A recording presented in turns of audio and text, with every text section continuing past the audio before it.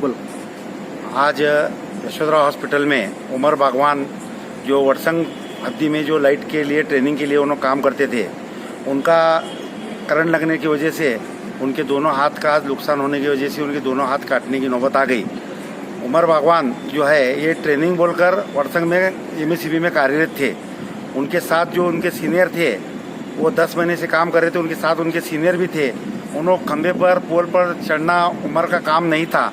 उनके वायरमैन जो वहाँ के जो कायम वायरमैन है लाइनमैन रविकांत जो उनके साथ जोड़ीदार थे, वो ऊपर चढ़ने के बावजूद दूसरे उमर भाई को ऊपर चढ़ाने की वजह से उमर के दोनों हाथ जल चुके हैं। और जब वो लाइनमैन जब ऊपर चढ़ता है तो उस टाइम पर वो लाइट का डीपी बंद किए हुए थे और वो लाइनमैन ने वहाँ पर फ़ोन लगाकर उनको समझाए थे भी।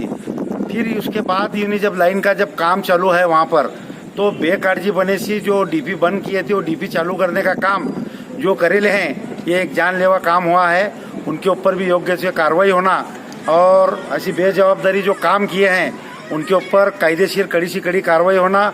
और उमर बागवान ये जो एमएससीबी में अभी 10 महीने से ट्रेनिंग ले रहे थे, अभी 2 महीने उनकी ट्रेनिंग बाकी थी, उनका भी जो अभी जानी नुकसान हुआ है, उनके पीछे उनके माँ बाप, उनके भाई बहन सबका उनके ऊपर जो घर पर निर्बल था, आज उनका ये हाथ दोनों काटने की आज जो उनको डॉक्टर ने बताया है, उनके घर के ऊपर और उनके परिवार के ऊपर एक पहाड़ दुखों का टूट चुका है।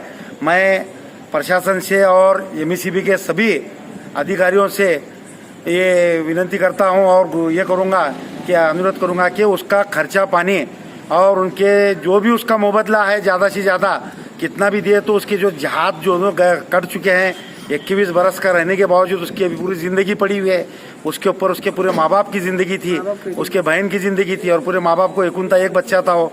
तो ये जो हुआ उसके लिए मैं पुलिस डिपार्टमेंट से और एमएससीबी डिपार्टमेंट से मैं न्याय के लिए अपील करता हूँ।